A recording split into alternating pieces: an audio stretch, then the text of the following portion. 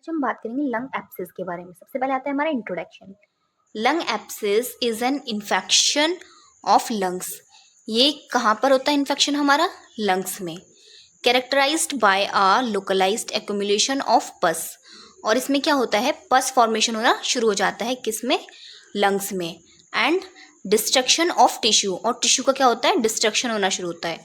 It may be a complication. क्या क्या complication हो सकते हैं इसमें? निमोनिया हो सकता है और ट्यूबरक्लोसिस हो सकता है। बात आती है हमारी डेफिनेशन की। It are defined as a collection of pus और purulent material in a localized area of lungs. इसमें क्या होता है? कलेक्शन, बहुत ज़्यादा पस फॉर्मेशन कलेक्ट होना शुरू हो जाता है। कहाँ पर? लंग्स एरिया में। It may a cavity formed by a necrosis of lung tissues. और जो लंग्स टिश्यूज़ हैं उसमें क्या होने लग जाती है? नेक्रोसिस, मतलब सेल की डेथ होनी शुरू हो जाती है। अब हम बात करेंगे कॉजेज़ एंड एटियोलॉजी की। Causes of lung abscess are same as pneumonia. Lung abscess के जो कॉजेज़ होते हैं वो सेम होते हैं निमोनिया के कॉजेज़ की तरह। बैक्टीरियल इन्फेक्शन होता है, स्टेफाइलो एरोसिस।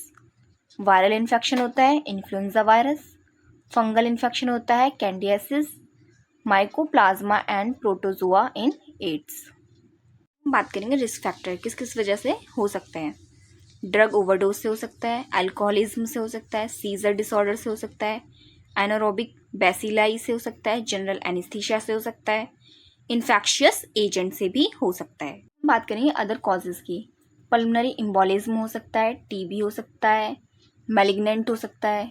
क्लिनिकल मैनिफेस्टेशन की बात करें तो sweating, cough, haemoptysis, chills, dyspnoea, increase pulse rate, fever, weight loss, pleuritic pain हो सकता है, प्लूरेंट स्प्यूटम हो सकता है। बात करेंगे डायग्नोस्टिक इवोल्यूशन, कौन कौन से हम टेस्ट कर सकते हैं ये पता करने के लिए कि लंग एब्सेस है या नहीं है। फिजिकल एग्जामिनेशन कर सकते हैं, हिस्ट्री कलेक्शन कर सकते हैं, किसी को पहले से है या नहीं है उनकी फैमिली में।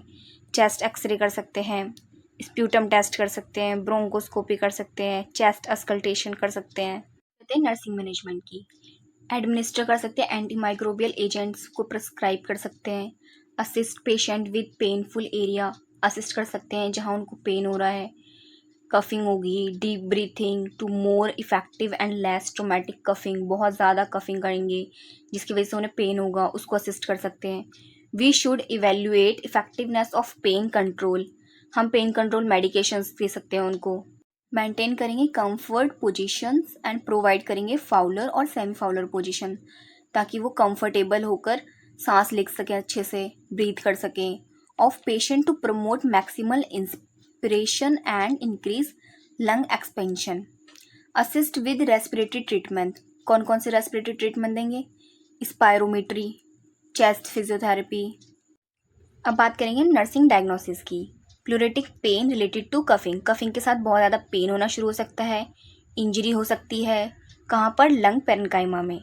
Effective airway clearance related to sputum production, और क्या हो सकता है? स्प्यूटम के साथ हमें क्या आ सकता है? ब्लड आना शुरू हो सकता है। डेफिशिएंट नॉलेज देनी है हमें किसके अकॉर्डिंग? डिसीज़ की कंडीशन के अकॉर्डिंग पेशेंट को हमें नॉलेज देनी है ताकि वो सेल्फ केयर कर सके खुद की। Anxiety related to disease process,